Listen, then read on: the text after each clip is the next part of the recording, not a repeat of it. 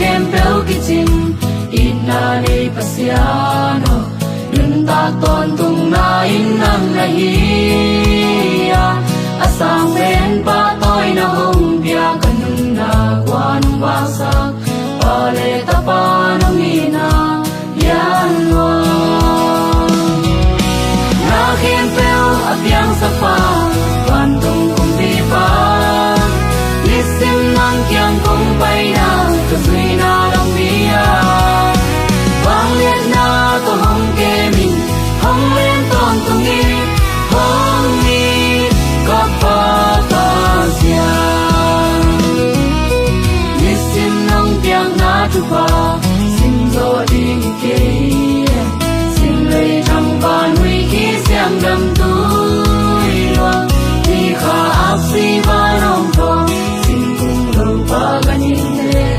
abol pasyan na min hong patin na kempel abyang sapa bantung kumpi pa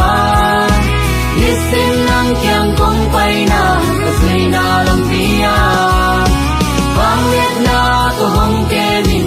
hong len ton tung i hong ni kapa pa siya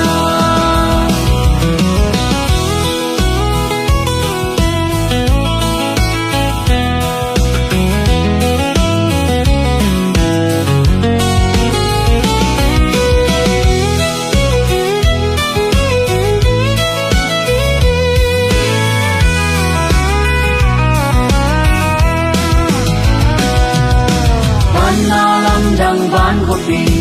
ton tung pang nai nagam lua ma to ram na mungi sab na om lo na mungi nang to mang ton tung nang kum tum chang in nung ta ton tung bi na kem piu apyang sapa ban tung kum pi pa